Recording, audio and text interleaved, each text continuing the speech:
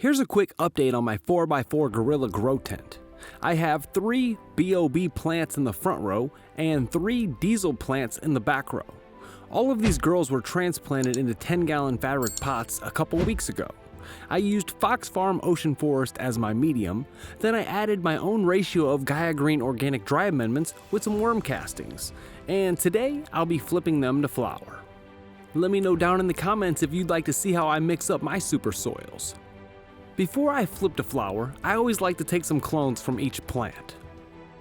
The tools I'm using are a sterile pair of scissors, Root Riot cubes, Clone X gel, a super sprouter tray, a seedling plug tray, and a dome to cover it all up.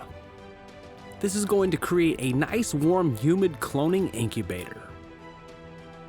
I also labeled each row on the tray so I know which clone came from what mother plant. This is super important, especially when dealing with multiple plants, so I highly advise that you do not skip this step. Now, technically, you can take clones from any part of the plant. Like these ones here at the top, they would make great clones. But I like to take mine from the bottom to the middle of the plant. That's because the smaller lower branches will not grow as tall as the tops, therefore they will not receive as much light as the top of the plant, so I will end up cutting those off before flower anyway. Down here at the bottom of the plant, I'm looking for a strong branch that is around 6 inches long and has multiple sets of leaves, or node sections. Like this one here. I'll clip it at the base of the stem and then determine how long I want my clone. I'll start by getting rid of the leaves on the bottom of the branch. Then I will clip off the tips of every leaf on the clone because this will temporarily stop photosynthesis, which will allow the clone to focus on root production, not new growth. I'll cut it on a 45-degree angle right at a node section. The cut placement and angle will allow for a larger surface area for new roots to grow out of. I personally like to gently scrape the base of the stem as well. This is a controversial topic, but it works for me, so that's what I do.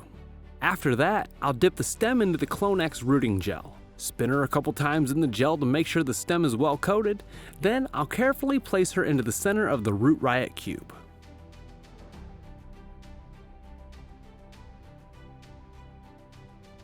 I have my tray ready to go, and it's on top of a heat mat, which is set to 77 degrees.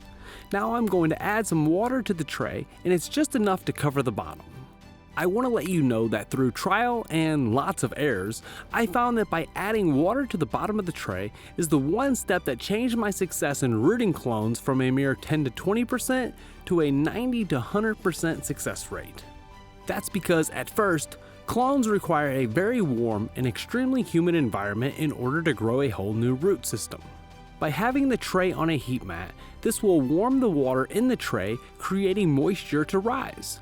Since the dome is covering the plants, this will trap in the moisture, condensation will build up on the inside of the dome, and that will help us create the perfect warm humid environment for our new clones.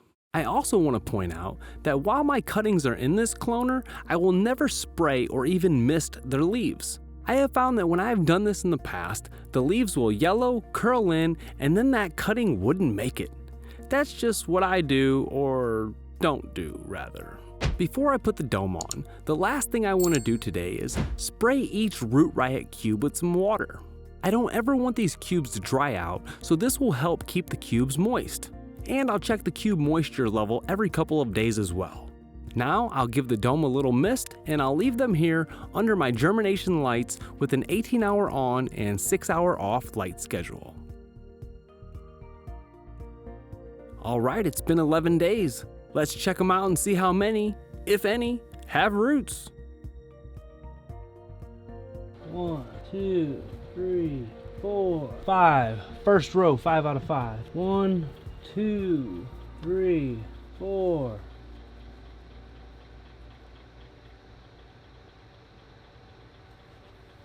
Second row, 4 out of 5. That last one though, it might have some roots coming because she still looks good. Alright, third row. 1, 2, 3, 4, 5. Wow, all those rooted. Bang. Look at this, watch this.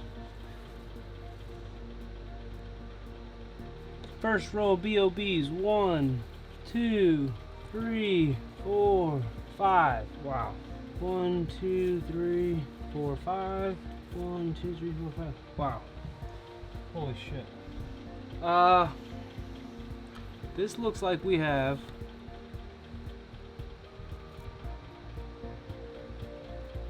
100% rooting. It's 31 out of 31 clones. This one back here, I don't see any roots. But I mean, she just looks nice and erect. I think she has roots down there. I'm gonna plant her. Wow, this is fucking crazy. Well, I'll be damned. Roots, roots, roots, roots, roots, roots, roots, roots, roots, roots, roots, roots. That's a lot of roots. Let's get these girls into a new home. Off camera, I mixed up 1 bag of Fox Farm Ocean Forest, 2 cups of 444 All-Purpose, a half cup of 2A4 Power Bloom, and both those are from Gaia Green Organics, then 2 cups of organic worm castings. By my count, 29 out of the 31 had visible roots, but I went ahead and filled up 31 containers anyway. To transplant the clones, I will start by removing a couple handfuls of medium. Then, in the middle of the pot, I will create a well with my hand and sprinkle in some extreme gardening mycose, which isn't necessary, but I like to use it because it's an organic root enhancer.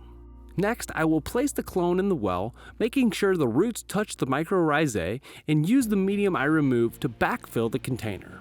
Now, because I have so many clones, I'm going to use some painter's tape to make their tags for now. Last thing to do is water. I have some water in my spray bottle, so I'm going to spray the top of the medium first. I found that when I do this step before watering, the water from my watering can settles better into the medium. In my watering can, I have reverse osmosis water mixed with organic unsulfured blackstrap molasses and liquid seaweed. Because these clones barely have any roots, I'm going to water each plant with about 1.5 ounces using my turkey baster. And this is where I'm going to leave it today. I want to remind you that if you want to pick up any of the products that I use in my garden, I made a link for you to use, and that'll take you to my Amazon affiliate page. You can find that in the description section below.